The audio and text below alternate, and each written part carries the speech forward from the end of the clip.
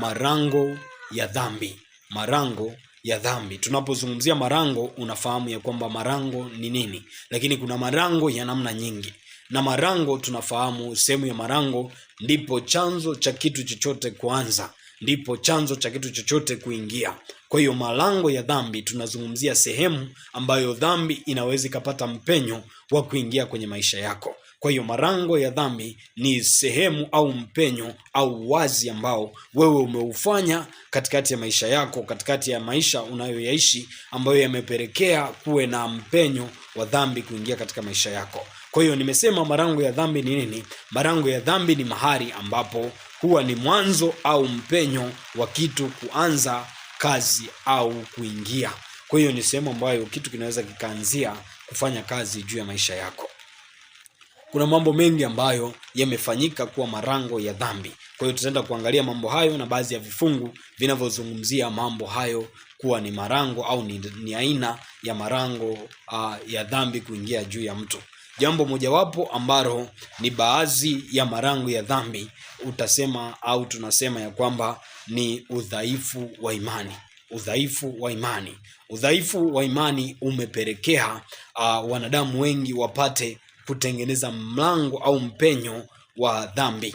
Tunapozungumzia udhaifu wa imani ni kule kutokuwa na imani juu ya Mungu, juu ya Kristo Yesu. Imani zetu zimekuwa haba kiasi kwamba tunatengeneza mlango wa ibilisi kuingia kwenye maisha yetu. Kwa maana limefika wakati tunampangia Mungu ya kwamba kitu fulani unakiweza, kitu fulani haukiwezi. Si kana kwamba tunanena, lakini kwa jinsi ya imani zetu, jinsi tunavyomhitaji Mungu, jinsi tunavyomtafuta Mungu, imepelekea ionekane ya kwamba kuna baadhi ya vitu ambavyo tunamuonyeshea Mungu ya kwamba hichi kitu unakiweza, hichi kitu haukiwezi. Yote ni kwa sababu tunakuwa na udhaifu katika imani zetu. Lakini wakati mwingine tunapelekewa kufanya dhambi, kufanya makosa kwa sababu mtu fulani alikwambia kitu fulani si makosa mbele za Mungu, ila kwa sababu imani zetu ziko chini, hatujamtafuta Mungu ipasavyo, inapelekea sisi tuamini ya kwamba ni kweli si dhambi. Kwa hiyo swala la kuwa na udhaifu wa imani ndiko kunaweza kupelekea wewe ufanye mlango wa dhambi kuingia kwenye maisha yako.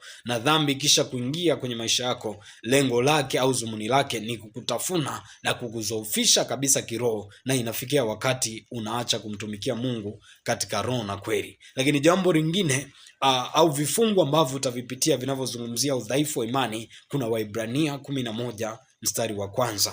Alafu pia kuna Warumi sura ya 10 mpaka kuanzia mstari wa 17 na kuendelea. Kwa hiyo ni maeneo ambayo yatakuonyesha udhaifu wa imani uko kwa namna gani na unawezaje ukakufanya wewe uweke mpenyo au mlango wa kuingia katika uharibifu au uchafu au uovu wa kumkosea Mungu. Lakini kitu kingine ambacho ni malango ya dhambi ni tamaa ya uovu. Tunapozungumzia tamaa ya uovu ni mtu kuwa na shauku ya kutenda mambo yaliyo mabaya. Yaani una shauku kuu ya kumkosea Mungu au kuwakosea wanadamu kuliko kumpendeza Mungu. Una shauku kuu ya kutenda jambo ambalo ni la uovu kuliko kutenda jambo ambalo litakuwa ni jema mbele za watu. Kwa hiyo kuna tamaa ambayo inaweza kawa ni ya uovu juu yako. Kila kitu unachokiona unatamani ukikwapue kiwe cha kwako. Unapomuona mke wa mtu unatamani angelikuwa ni wa kwako. Unapoona gari la mtu unatamani lingekuwa la kwako. Kwa hiyo inapelekea wewe ufanye mambo ambayo hayatakuwa yanampendeza Mungu. Na unaweza ukakuta watu wengine wameacha kufanya kazi, wameingia katika ujambazi, wameingia katika uwizi, yote kwa sababu wana tamaa ya uovu ndani yao. Yanapelekea mlango wa dhambi, hatimaye wanakuwa ni watenda dhambi moja kwa moja, au wanakuwa ni watu ambao ni wa kumkosea Mungu kila itwapo leo. Lakini siku ya leo tumepata kujua ya kwamba ni moja ya jambo au swala ambalo linaweza likakufanya wewe ukaingia katika uovu au uharibifu wa kumkosea Mungu. Kwa hiyo tamaa ya dhambi. Mtu mwingine ana tamaa tu avae vizuri, apendeze, kwa hiyo inapelekea anabeba hadi nguo za wenzie. Mahali fulani vioni au mashuleni unakuta watu wengine wanabebeana hadi nguo za ndani. Yote ni tamaa ya kwamba avae, apendeze, aonekane vizuri. Kwa hiyo anakuwa na tamaa ya uovu, inapelekea mtu awe mwizi, inapelekea mtu awe mzinzi, inapelekea mtu awe, na mambo hayo yanaweza kawa ni sababu ya wewe kufanya mlango wa dhambi juu ya maisha yako. Wakati wa usiku kuna baadhi ya vitu ambavyo vinatendeka katika ulimwengu wa roho, kwa sababu usiku una chanzo cha wewe kutengeneza mlango katika dhambi. Kwa hiyo inakupasa zaidi kuomba ili utambue na kutengua kila roho ambazo zinaweza zikaja nyakati za usiku ukiwa umelala. Lakini jambo lingine ni mawazo hayawazayo mtu.